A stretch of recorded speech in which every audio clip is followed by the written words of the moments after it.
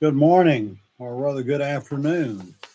Today is April the 26th of the year 2025, and I hope everybody's having a good Saturday so far.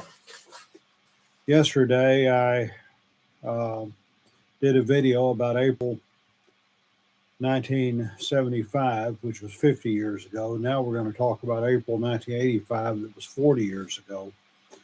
And doing some research, I didn't find as many significant historical events this this day 40 years ago, though, but there were some important ones. The focus on 1975 was the fall of Saigon and the end of the Vietnam War, and a lot of things were going on at the time.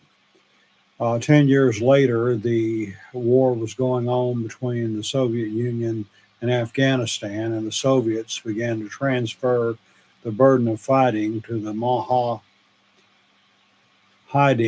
to the armed forces of the Democratic Republic of Afghanistan. On April 1st of 1985, Telegraph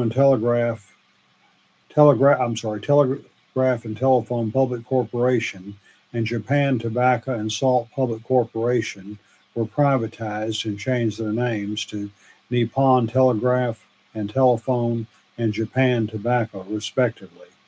April 12th, a bombing occurred. The terrorist bombing was attributed to the Islamic Jihad organization. This took place in the El Descanso restaurant in Madrid, Spain. And 18 Spaniards were killed, 82 people were injured. Present were some U.S. personnel from the Torrejon Air Force Base. And on April the 15th, South Africa ended its ban on interracial marriage. This was the time that the system of enforced segregation, known as apartheid, was in effect in South Africa.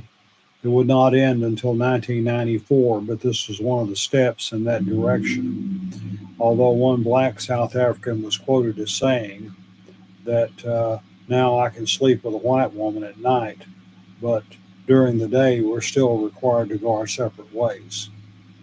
On April 19th, the Soviet Union performed a nuclear weapons test in eastern Kazakhstan.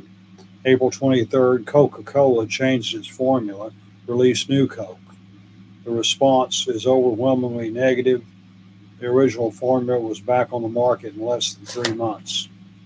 I've heard about Old Coke and New Coke, but I really can't say anything about them. I completely stopped drinking coffee and carbonated beverages during the late 1970s. So the anything that's happened related to those drinks since then has been totally outside of my experience. But I remember hearing something about that on the news. April 28th, the Australian Nuclear Disarmament Party split. So those were some of the highlights of the year of the month of April of 1985. At that time, I was living in Kaufman, Texas, where I was serving as pastor of the Macedonia AME Church, and I was also working as a social worker at Terrell State Hospital.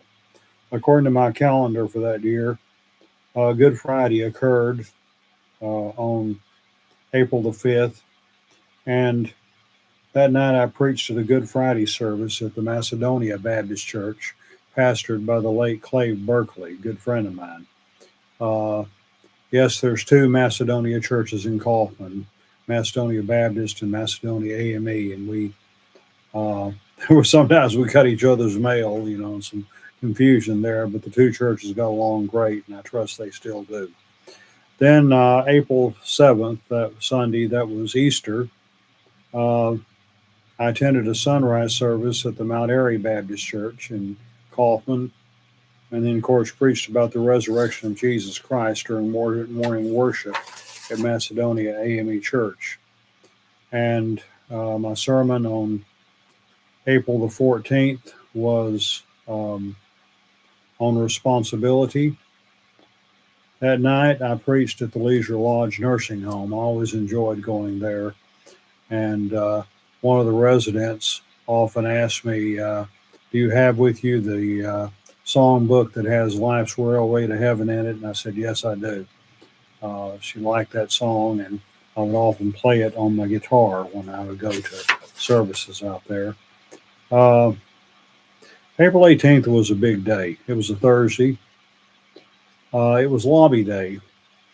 While working at Terrell State Hospital, I joined the Texas State Employees Union, TSEU, which is a subsidiary of the Communication Workers of America and affiliated with the AFL-CIO, the uh,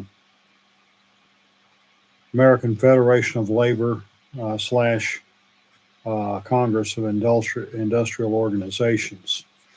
Those AFL was one union, and CIO was another, labor organization.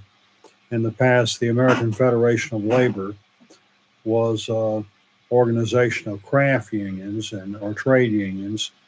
Those types of unions organized strictly skilled workers, whereas the industrial unions uh, organize uh, all workers, skilled and unskilled alike. For example, with a craft union, if you have a machine shop, they would organize just the machinist. The industrial union would want to organize the machinists, but they would also want the janitors and everybody else.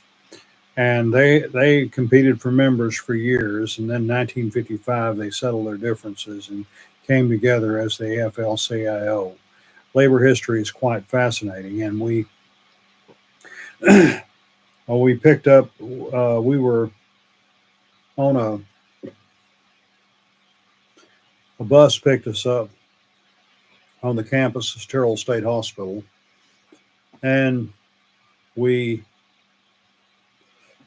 stopped in Waxahachie and picked up some employees of the Texas Department of Transportation. I remember one of those employees was a man named Luis Ramos, very nice guy, and we talked quite a bit during our bus trip to and from Austin.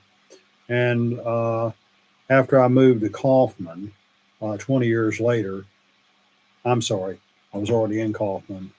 After I moved to Ennis 20 years later, uh, he was from Waxahachie, and I had contacts over there up in Ellis County. And I would see him at various events, and we recalled our first meeting. By then, he had retired. And also, the barber that I used in Waxahachie, Raul Garcia, was a good friend of Luis Ramos. So it was good to have meet some friends like that. And but while when we were at the AFL-CIO headquarters, they had on the wall pictures of the history of Texas labor. I mean, yes.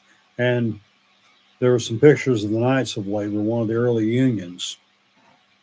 And I had a strong suspicion at the time that there was a Masonic connection. And I later learned I was correct. In fact, I published an article in the Scottish Rite Journal about the first two Grand Master workmen for the Knights of Labor, Uriah Smith Stevens and Terence Vincent Powderly, both of whom were Freemasons. And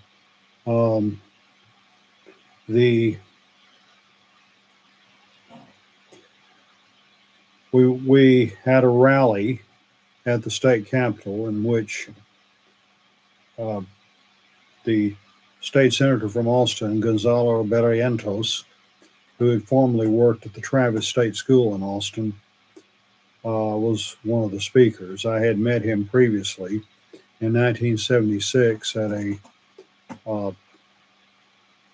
a workshop in Austin. No, it wasn't in Austin. It was actually in San Marcos on the campus of what was then Southwest Texas State University. And it was on dealing with powerlessness in today's society. And After his speech, I walked up and reintroduced myself to him and recalled our previous meeting 9 years earlier.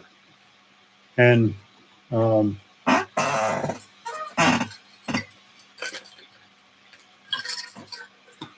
we were lobbying for pay raises for state workers and greater benefits, but I have with me some letters about other issues. At the time, Doc Arnold of Terrell was my state representative, and Ted Lyon of Rockwall was my state senator. We had meetings with their staff members, and each place I gave a letter in an envelope with the staff member who agreed to be sure the elected official got the letter. Both of them had to do with renters' rights. The fact that I had a very unfair landlord in Kaufman who would not pay for plumbing or other repairs, and it had been a very inconvenient situation the 8 years we lived there because of a landlord unwilling to pay for anything, and the city wouldn't make them pay for anything. They did not get involved at all in landlord-tenant relations. I was out a large sum of money during that time because of need for plumbing repairs that the landlord should have been responsible for. Now, someone asked, well, if it's so bad, why don't you move? Believe me, we tried. But the moment people found out we had 4 children, they refused to rent to us. So our landlord had us over the barrel, and he took advantage of us. I had previously sent letters in the mail to these elected officials and had not received a reply. When I submitted these letters, I eventually did get a reply. They did not promise to make any major changes, but they did acknowledge my concern, and that's worth something. I also went to the office of then Governor Mark White. I knew I could not get an audience with him that day, so I didn't try. But one of his staff members was standing in the hallway, and I handed a letter to her, be sure the governor gets it, and she agreed. Maybe 2 months later, I received a reply from another member of his staff acknowledging my concern. This had to do with the way I had been treated by the Terrell State Hospital Credit Union, and they claimed that the governor had no direct control over that. There's nothing he could do. Again, I appreciate getting a reply to any letter, but I personally don't believe it was a matter of can't. It was just a matter of won't, not willing to get involved. And to be fair, I will say it's quite likely that letter never reached the governor's desk, and it was some staff member made the decision. No, we don't have anything to do with this, but I did get a reply eventually. So it was a good day though, to be exposed to state government and be able to get our views out there and trying to influence the legislative process. And on our way back to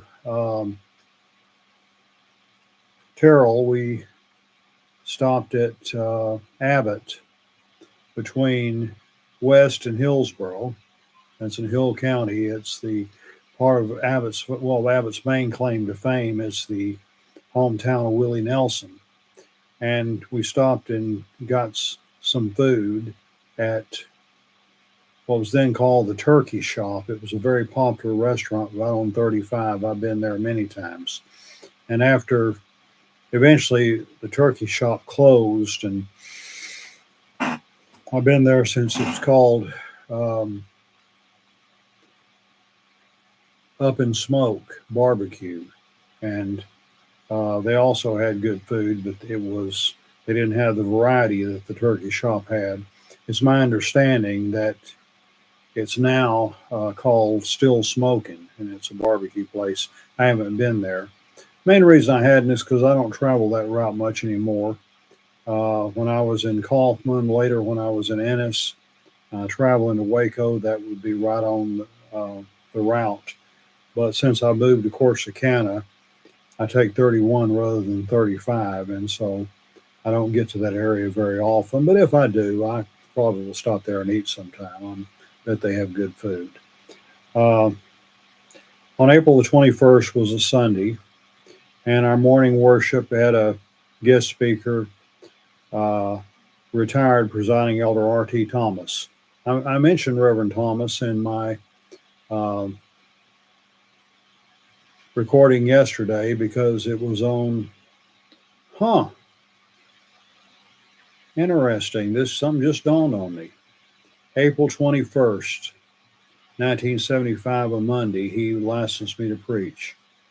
April 21st, 1985, a Sunday, exactly 10 years later, he preached for me at Macedonia Kaufman. Wow. I didn't realize that. Another thing we had in common, we had a couple of other things in common.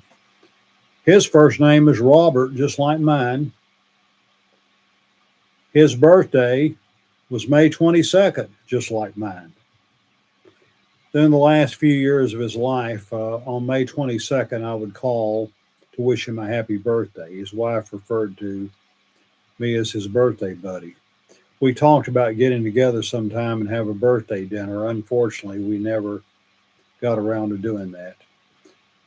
He passed away in April of 1988, and was I saw his obituary in the paper. His funeral was at St. Luke AME Church, and I attended. So anyway, I got fond memories of him. That afternoon, we had a Sunday school program at Macedonia. Our speaker was Dr. Emory Davis, professor of sociology, and at the time he was the pastor of Merv Miller Memorial AME Church in Dallas, which had previously been Emmanuel AME Church, the church, my first appointment. I was pastor there from 1976 to 1979. It became, he moved it from South Oak Cliff to Pleasant Grove. And anyway, on Sunday, April the 28th, my message was on tough faith. That was part of a series that lasted for several Sundays. And anyway, so that was an important month in history, an important month in my life. Everybody, 40 years later, have a great day. Yeah.